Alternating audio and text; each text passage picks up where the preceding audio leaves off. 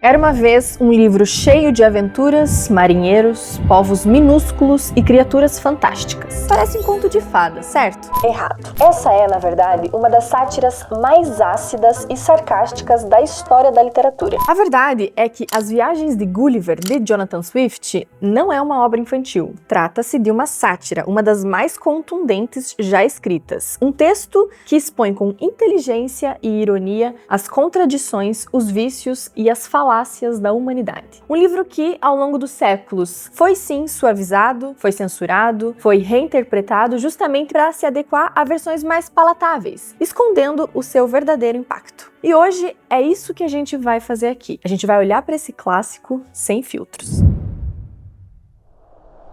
Você já percebeu como a maioria das pessoas acha que As Viagens de Gulliver é uma história para crianças? Eu, Luísa, vou confessar para vocês que eu já fui uma dessas pessoas. Antes de ler o livro, pesquisar sobre a obra e também sobre a vida do autor, Jonathan Swift, eu pensava em Viagens de Gulliver e imaginava uma história infantil, talvez pelas versões simplificadas que existam por aí, tipo aquele filme famoso do Jack Black, que provavelmente você já viu alguma imagem onde ele é o gigante na terra de homenzinhos. E tudo bem, se você analisar de longe, realmente parece uma história de aventuras. Mas basta você abrir o texto original para você perceber que essa obra é um ataque direto à hipocrisia social, política e intelectual do século XVIII. E curiosamente é algo que continua a dialogar com o mundo contemporâneo. Jonathan Swift constrói uma jornada fascinante, mas ele faz isso com um propósito claro: forçar o leitor a refletir sobre a sua sociedade e no processo confrontá-lo com a possibilidade de que talvez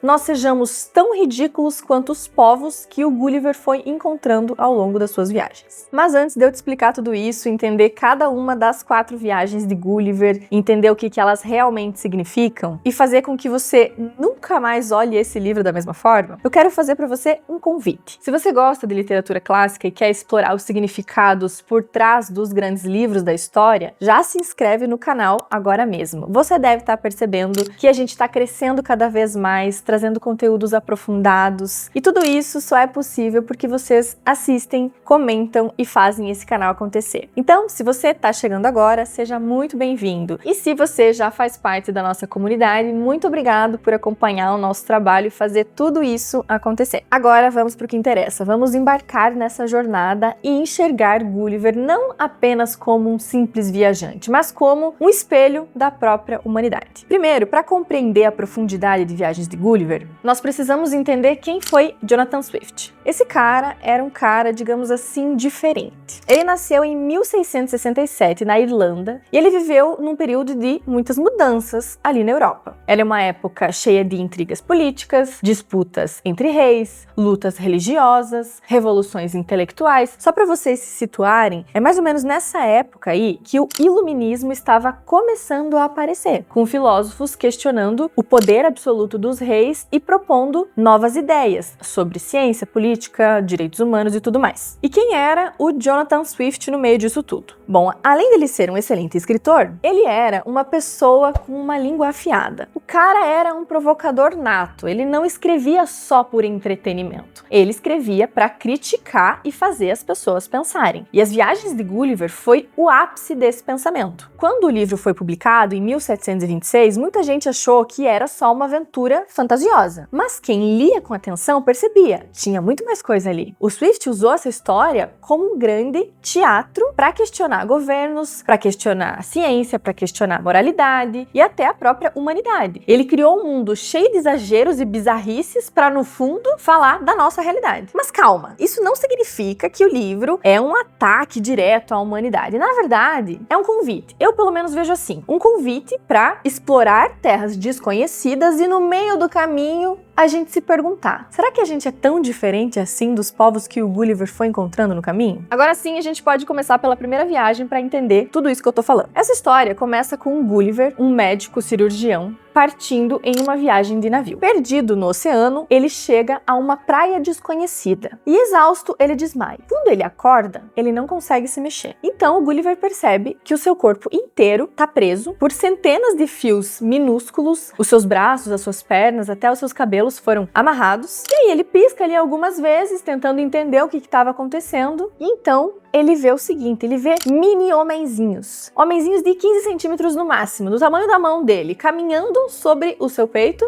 segurando lanças, flechas minúsculas. E esses serezinhos são os Lilliputianos, habitantes do reino de Lilliput, que é um lugar onde tudo e todos são minúsculos, exceto a ambição dos seus governantes. Bom, ao longo da narrativa, o Gulliver, ele descobre que os Lilliputianos, eles são pessoinhas extremamente vaidosas, politizadas e são pessoas divididas. A maior prova disso é que esse pessoal está em guerra com uma nação vizinha por um motivo ridículo. Uma disputa sobre qual extremidade do ovo deve ser quebrada primeiro. Sim, você não entendeu errado. Por alguma razão, esses dois povos não conseguem chegar num consenso sobre qual ponta do ovo deve ser quebrada primeiro. Então, isso não é só uma diferença de costumes ali para aquele povo. Isso virou um verdadeiro motivo de guerra, um motivo de perseguições que resultou em exílios e milhares de mortes. Então, veja a ironia do autor aqui que já começa a aparecer pra gente. Ele quer que a gente pense sobre alguma coisa. Essa guerra absurda, claro, não é apenas uma piada. Swift usa essa metáfora para ridicularizar conflitos religiosos, conflitos políticos da Europa, mostrando como disputas aparentemente triviais podem escalar até se tornarem justificativas para violência e destruição sem medida. Então, de repente, ele está querendo que a gente pense sobre quantas vezes, ao longo da história, a humanidade se dividiu, entrou em guerra, destruiu nações por razões que, talvez se vistas de fora, parecem tão banais quanto essa. Então aí a gente já começa a perceber que Jonathan Swift sabia exatamente o que estava fazendo. E que essa história parece ser engraçada, mas se você olhar com calma, você começa a perceber uma certa acidez no negócio. O Gulliver, então, que não é bobo nem nada, percebe isso, vê que ali ser gigante no meio de homenzinhos não significa ter mais poder. Bem, na verdade, ele se convence que ele é só mais uma peça dentro desse sistema, onde ele vai ser manipulado ali pelos pequenos grandes políticos daquele reino. E então, antes que as coisas piorem, ele parte para a sua próxima viagem. Na segunda viagem, ele acaba parando também numa terra desconhecida. E o que ele vai perceber aqui nesse lugar? Que ele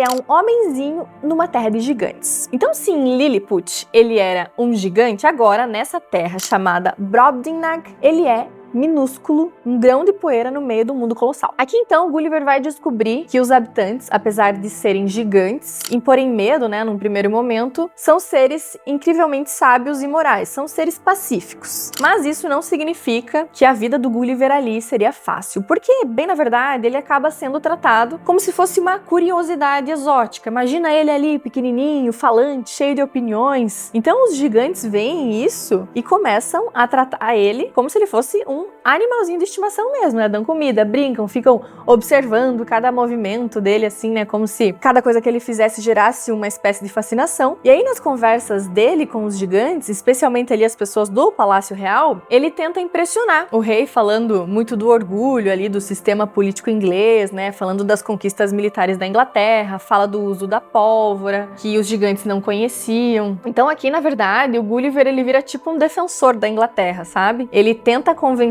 os gigantes de que o seu país é o melhor do mundo, mas quando ele faz isso, é engraçado, porque ele já vai listando ali algumas corrupções e alguns absurdos. Então isso já é uma grande ironia, porque o Gulliver acha que ele tá exaltando o seu país, mas na verdade ele tá falando o contrário. Ele acaba expondo as suas falhas mais profundas. E aí, depois de muito tempo vivendo ali como um brinquedinho dos gigantes, ele finalmente encontra uma maneira de fugir e vai embora. E agora ele vai seguir para um dos lugares mais bizarros que ele já visitou. A terceira viagem é algo que desafia toda a lógica. É uma ilha que flutua no céu. Então, primeiro ele chega a Laputa, que é um lugar que o povo vive suspenso no ar, andando pelo mundo ali sem precisar pisar no chão. Aqui, esses habitantes, eles são obcecados por matemática, música, astronomia, então eles são extremamente inteligentes. Só que tem um problema, esse conhecimento, apesar de ser impressionante, não tem aplicação prática nenhuma. Eles estão tão mergulhados nessas ideias que eles não percebem que todo esse conhecimento não está servindo para nada. Por não prestar atenção nas coisas à sua volta, esse povo simplesmente fica imerso num mundo da ideia e não conseguem fazer nada de útil para a sociedade. Por exemplo, eles constroem casas que não param em pé. Ou eles precisam que alguém os cutuque para que eles entendam que estão falando com eles. Então eles vivem tão imersos nessas teorias abstratas que eles são incapazes de realizar tarefas simples. A vida deles é essa: elaborar formas milaborantes para problemas inexistentes e se perderem em suas próprias complexidades. Então assim, os Laputianos são gênios teóricos, mas não conseguem fazer nada de útil. E a crítica aqui do Jonathan Swift é a seguinte: de que adianta tanto conhecimento se ele não serve para melhorar a vida das pessoas? O autor está criticando um perigo muito real, né? O conhecimento sem propósito, o academicismo vazio, aquela obsessão por ideias geniais que nunca saem do papel. Nessas horas, a gente começa a pensar, né? Quantas vezes a gente já viu projetos por aí, teorias, debates intelectuais que parecem brilhantes, mas que no fundo não ajudam ninguém na prática. E novamente o Gulliver percebe que aquele não é um lugar para ele, então ele parte aí para sua última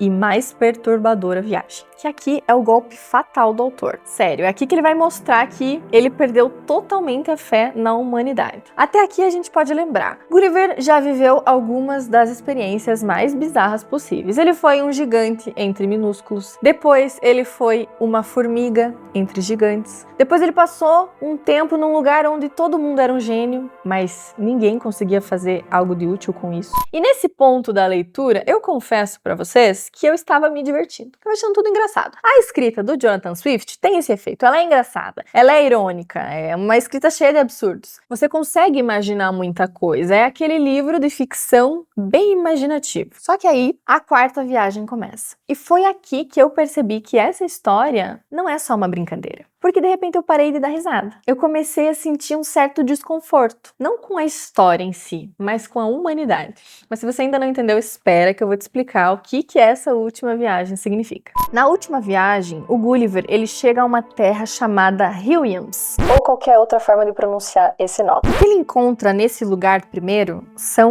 cavalos. Mas não são cavalos normais que relincham de forma aleatória, são cavalos que se comunicam. E o Gulliver percebe que eles são seres racionais, guiados pela lógica e pela harmonia absoluta. Eles não têm governos opressivos, eles não têm guerras como ele tinha visto nas terras anteriores. Aqui ninguém mente, ninguém mata, ninguém tem inveja, ninguém tem ódio. Eles vivem naquilo que parece ser uma utopia absoluta. E além dos cavalos racionais, existem os Yahoos, que são algo mais próximo aos humanos. E aí o Gulliver começa a observar essas criaturas e ele vê que são criaturas nojentas, violentas, irracionais, vivem como animais sujos, rastejando no chão, lutando entre si por coisas inúteis, eles não falam, eles não constroem nada, não têm moral, não têm cultura, enfim, bichos. E o que eu acho interessante dessa viagem? Que é um dos melhores trechos do livro que eu resolvi trazer para vocês. Em uma das conversas do Gulliver com esses cavalos, os seres racionais, ele começa a falar da Inglaterra. Então ele fala do comércio, ele fala das manufaturas, das artes, das ciências. Ele vai respondendo ali inúmeras perguntas que o líder dos cavalos fazia para ele, até eles chegarem no assunto das guerras. E o líder tá ali questionando que não consegue entender como uma sociedade aparentemente tão evoluída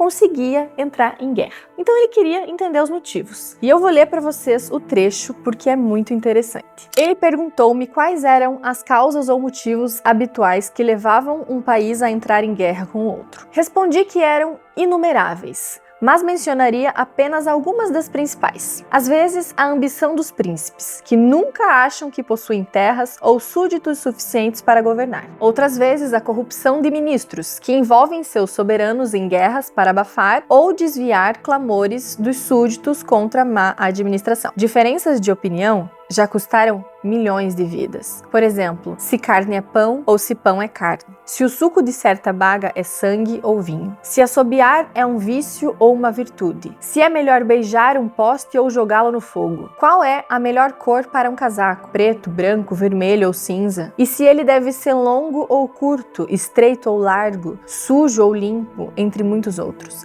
Acrescentei que nenhuma guerra é tão furiosa e sangrenta, ou de tão longa duração quanto aquelas ocasionadas por diferenças de opinião, especialmente quando tratam de coisas indiferentes. Veja só isso, o Swift oferece uma crítica universal sobre as guerras motivadas pela ambição, pela vaidade, por disputas ideológicas. Ele até dá uma ridicularizada, né, nessas rivalidades políticas. Fato é que, quanto mais o Gulliver convive com os cavalos, mais ele despreza a sua própria espécie. Ele percebe que a humanidade não é nobre, não é civilizada. E, claro, ele quer ficar ali com os cavalos, na sociedade que parece perfeita. Só que os cavalos, inteligentes que são, não querem o Gulliver ali, óbvio. E aí, por conta disso, o Gulliver é expulso e volta para casa. Quando ele volta, aqui é muito significativo, porque é o puro retrato da decepção. Ele reencontra sua esposa, família, amigos, mas agora ele não suporta olhar para eles. Ele vê Yahus, ele sente nojo dos humanos, do cheiro deles, da forma como eles falam, de como eles brigam por dinheiro, por poder, por vaidade. E então ele começa a se isolar, ele para de falar com as pessoas. E sabe o que ele faz? Ele compra cavalos e passa os seus dias conversando com eles. E assim termina as viagens de Gulliver. Veja que não é uma conclusão clara, não tem uma lição otimista, né? Não tem uma solução para os problemas da humanidade. É um livro que termina com Gulliver rejeitando a sua própria espécie. E tudo isso que eu falei aqui para vocês hoje é para te dizer: Jonathan Swift não escreveu um livro de aventura simplesmente. Ele escreveu uma das sátiras mais ácidas da história. Ele criticou sem pudor nenhum a sociedade europeia do século XVIII e, mais do que isso, ele fez um convite para a gente se olhar no espelho. E ele deixa uma pergunta: o que você vê quando você olha para a humanidade? Bom, eu falei, né, que esse livro é sobre começar rindo e terminar chorando. Agora que você sabe que Viagens de Gulliver não é um livro infantil, a pergunta é: você tá pronto para ler essa versão aqui completa, sem cortes e sem censura? Se você sempre achou que esse livro era só uma história de aventura, eu espero que esse vídeo tenha te mostrado um lado completamente novo dessa obra. E também que tenha te mostrado que nem tudo é o que parece, né? Que quando a gente fala em literatura clássica, dependendo da época e de quem lê, tudo pode mudar. E se você ficou curioso para conhecer cada detalhe aí desse livro genial, a nossa edição completa está disponível com todas as notas e explicações para você entender Swift da melhor forma possível. Desejo a vocês uma boa leitura e até a próxima!